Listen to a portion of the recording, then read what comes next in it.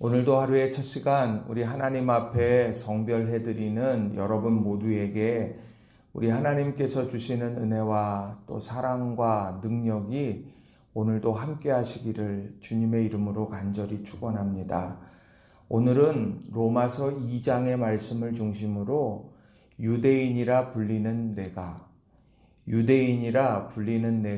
라는 제목으로 함께 말씀의 은혜를 나누기를 원합니다. 사람들마다 자부심을 갖는 부분들이 있습니다. 어떤 사람은 자신이 가지고 있는 지식, 그것을 자부하죠. 어떤 사람은 자신이 가진 소유를 자부합니다. 또 어떤 사람은 자신이 가진 폭넓은 인맥을 자부하기도 합니다. 저마다 남다른 자부심들 가지고 살아갑니다. 하나님의 백성이라고 하는 이 선민의식, 그것을 자부하며 살아갔던 민족이 바로 유대 민족입니다.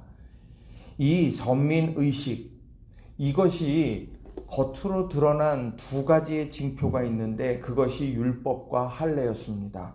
그래서 이 율법과 할례는 선민의식을 가진 유대인들에게 있어서 너무도 중요한 것이었습니다. 그래서인지 이방인들에게 복음이 전해지는 곳곳마다 율법과 할례에 대한 문제는 끊임없이 일어났습니다. 그 부분에 대해서 오늘 바울 사도는 로마 교회에 편지를 보내면서 율법과 할례에 대한 복음적인 해석을 이제 전하는데 그게 바로 오늘 2장에 나오는 말씀입니다. 자, 그런데 이런 율법과 할례에 대한 말씀을 전하면서 바울 사도는 유대인들이 갖는 착각에 대해서 질타하는 것, 그것을 오늘 우리에게 보여주고 있습니다. 자, 17절부터 20절에 보면 유대인이 갖는 착각, 그것에 대해서 이렇게 말합니다. 유대인이라 불리는 내가 율법을 의지하며 하나님을 자랑하며 율법의 교훈을 받아 하나님의 뜻을 알고 지극히 선한 것을 분간하며 맹인의 길을 인도하는 자요 어둠에 있는 자의 빛이요 율법에 있는 지식과 진리의 모본을 가진 자로서 어리석은 자의 교사요 어린아이의 선생이라고 스스로 믿으니. 자, 유대인이라 불리는 내가 스스로 믿으니, 그러니까 그렇지 않은데 그렇다고 믿고 있다라고 하는 것입니다. 오늘 그들의 삶이 율법을 의지하고 하나님을 자랑하고 있다. 율법의 가르침을 받아서 하나님의 뜻을 알고 가장 선한 일을 분간할 줄 알며 나는 살고 있고, 눈먼 사람의 길잡이고 어둠 속에 있는 사람의 빛이다. 다른 사람에게 이런 선한 영향력을 끼치고 있는 사람이고, 나는 율법에 있는 지식과 진리의 모본을 가진 사람으로서 어리석은 자에게 있어서 가르치는 교사고 어린아이에게 있어서는 선생이라고 스스로 믿고 있다. 착각하고 있다고 그렇게 이야기를 하고 있다는 겁니다. 유대인이기 때문에. 세번역에는 유대인이라고 자처하는 내가 이렇게 이야기합니다. 얼마나 유대인임을 강조했으면 그렇게 이야기를 할까요? 그런데 이런 착각이 우리에게는 없습니까? 내가 신앙생활을 얼마나 오래 했는데, 내가 얼마나 큰 교회를 다니고 있는데, 내가 목사인데, 내가 장로인데, 내가 권사인데, 내가 속장인데, 오늘 우리들에게 있어서 이런 착각들을 가져갈 때가 참 많이 있다라고 하는 것입니다. 그래서 저는 오늘 이 본문의 말씀을 중심으로 해서 두 가지의 중요한 교훈의 메시지를 여러분에게 전하고 또 함께 은혜를 나누기를 원합니다. 자, 유대인이라고 불리는 내가 착각했어요. 그럼 그 착각에서 벗어나려고 하면 어떻게 해야 될까? 첫 번째로 율법을 행하는 자가 되려고 힘써야 한다는 겁니다. 율법을 행하는 자가 되려고 힘써야 한다라는 겁니다. 자, 13절 말씀을 보시면 바울 사도가 아주 힘주어서 이야기하는 말씀이 있어요. 하나님 앞에서는 율법을 듣는 자가 의인이 아니요 오직 율법을 행하는 자라야 의롭다 하심을 얻으리니. 자, 율법을 듣는 것, 아는 것 굉장히 중요합니다. 그런데 그 율법에 대해서 그것을 내가 행할 때에 그것이 진짜 내 것이 되고 하나님 앞에서 의롭다 인정함을 받는다고 이야기를 합니다. 왜 그럴까요? 왜 이런 이야기를 할까요? 많은 사람들이 어떻게 했느냐면 그 율법을 통해서 다른 사람에게 적용하고 다른 사람을 판단하는 데 썼지, 그 율법을 자신을 돌아보고 자신을 온전하게 하는 일을 그것에 사용하지 않았기 때문에 이런 이야기를 하고 있는 겁니다. 2장 1절을 보세요. 그러므로 남을 판단하는 사람아. 율법을 자신이 행하지 않아요. 율법으로 다른 사람을 판단하기 시작합니다. 자, 실상이 어떤가 보세요. 그렇게 판단하지만 2장 3절에 보면 이런 일을 행하는 자를 판단하고도 같은 일을 행하는 사람아, 내가 하나님의 심판을 피할 줄로 생각하느냐. 다른 사람에 대해서 판단하지만 실상 보면 나도 같은 일을 행하고 있다라고 하는 겁니다. 그러니 그 하나님의 심판 앞에 내가 설 때 그거 피할 수 있겠냐? 이렇게 이야기를 하고 있다는 겁니다. 그러니까 이 말씀, 착각에서 벗어나려고 한다면 오늘 내가 율법을 듣는 자에 머무는 것이 아니라 내가 율법을 행하는 사람이 되는 것. 내가 그것을 실천해 가면 되는 거예요.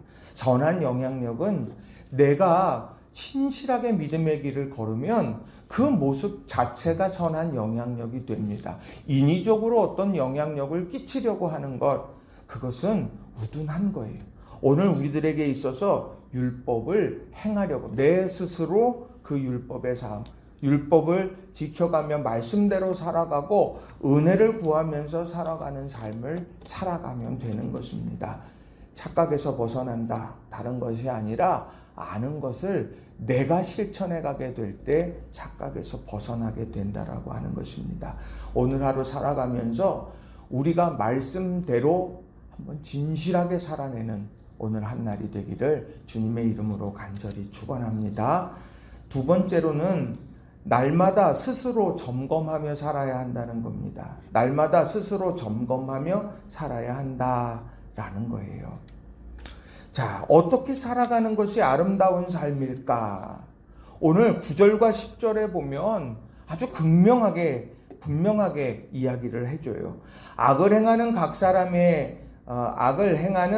사람의 영에는 환난과 곤고가 있으리니 먼저는 유대인에게요 그리고 헬라인에게며 선을 행하는 각 사람에게는 영광과 존귀와 평강이 있으리니 먼저는 유대인에게요 그리고 헬라인에게라. 오늘 악을 행하는 사람과 선을 행하는 사람에 대한 이야기를 쭉 하고 있습니다. 우리는 어떤 삶을 살고 싶어요? 선을 행하는 삶을 살고 싶고, 그래서 영광과 존귀와 평강을 누리면서 살고 싶습니다. 우린 다 그런 소망을 가지고 신앙생활을 합니다. 우리 신앙생활하면서 우리들이 환난과 공고와 핍박 속에서 살아가기를 원하는 사람들은 없습니다. 그러나 오늘 우리가 이런 형통한 삶, 복된 삶을 살아가려고 하면 어떻게 해야 될까? 어떻게 하면 우리가 이런 삶을 살아갈 수 있을까 하는 거예요. 자, 오늘 그걸 두 가지로 말씀을 드릴 텐데, 하나는요, 양심에 부끄럽지 않게 살아야 한다는 겁니다. 양심에 부끄럽지 않게 살아야 된다. 오늘 본문은 그 얘기를 강조해서 해요. 14절과 15절 말씀을 보시게 되면 제가 새번역 성경으로 읽어드리겠습니다. 율법을 가지지 않은 이방 사람이 사람의 본성을 따라 율법이 명하는 바를 행하면 그들은 율법을 가지고 있지 않아도 자기 자신이 자기에게 율법입니다. 그런 사람은 율법이 요구하는 일이 자기의 마음에 적혀 있음을 드러내 보입니다. 그들의 양심도 이 사실을 증언합니다. 그들의 생각들이 서로 고발하기도 하고 변호하기도 합니다. 이 이야기는 뭡니까? 복음이 이방인들에게 전해질 때마다 유대인들이 가서 이 율법대로 해야 합니다. 할례를 받아야 합니다. 그러면서 육체의 징표에 대해서 집중하고 있는데, 오늘 바울 사도는 이렇게 이야기하는 거예요. 이방 사람들, 아직 율법을 가지지 않은 이방 사람들이 내 마음의 본성을 따라서 율법에서 명하는 바를 내가 오늘 행하고 살았습니다. 그럼 그것이 지금 당장 눈에 보이는 율법을 가지고 있지 않아도 자기 자신에게는 그것이 율법이다. 그리고 그 율법이 요구하는 일, 그게 어떻게 작동하느냐면 내 마음의 양심을 통해서 작동하게 된다. 그렇게 이야기합니다. 그래서 그 양심이 때로는 고발하기도 하고 때로는 스스로에게 변호하기도 한다라고 하는 거예요. 양심이라고 하는 것, 하나님께서 하나님의 형상대로 지음받은 사람들에게 남아있는 하나님의 형상의 흔적이죠. 우리는 이 양심의 가책, 양심의 소리에 귀 기울여야 합니다. 양심의 화인맞은 자가 되어서는 안 된다라고 하는 겁니다. 그래서 하루를 살아가면서 많은 결정을 하게 되지요. 또 품는 많은 마음이 있고 가지고 있는 생각이 참 많아요. 그런데 우리들이 양심의 거리낌이 있게 될 때 그때 우리 정신 번쩍 차려야 합니다. 이 우리가 양심을 따라서 우리들이 살아가고 반응하며 살아가는 것, 그것이 오늘 선을 행하는 사람의 모습이고 영광과 존귀와 평강을 누리는 사람들의 모습이 된다는 겁니다. 그래서 양심의 거리낌이 없는 삶을 살아야 돼요. 또 하나는 뭐냐? 사람의 칭찬보다 하나님의 칭찬을 중요하게 여겨야 한다는 거예요. 사람의 칭찬보다 하나님의 칭찬을 중요하게 여겨야 한다라는 거예요.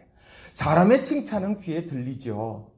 그냥 내 귓가에 팍 들리고 눈을 보면서 내가 그 사람의 얼굴을 보면서 내가 흐뭇하게 돼요. 내가 다 전해져요. 근데 하나님의 칭찬은요, 눈에 보이지가 않아요. 그러다 보니까 자꾸 사람의 칭찬에 모든 것을 기울이게 됩니다.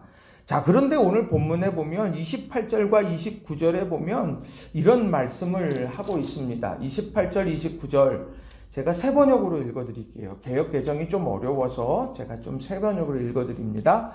겉모양으로 유대 사람이라고 해서 유대 사람이 아니요, 겉모양으로 살갗에 할례를 받았다고 해서 할례가 아닙니다. 오히려 속사람으로 유대 사람이니까 유대 사람이며 율법의 조문을 따라서 받는 할례가 아니라 성령으로 마음에 받는 할례가 참 할례입니다. 이런 사람은 사람에게서가 아니라 하나님에게서 칭찬을 받습니다.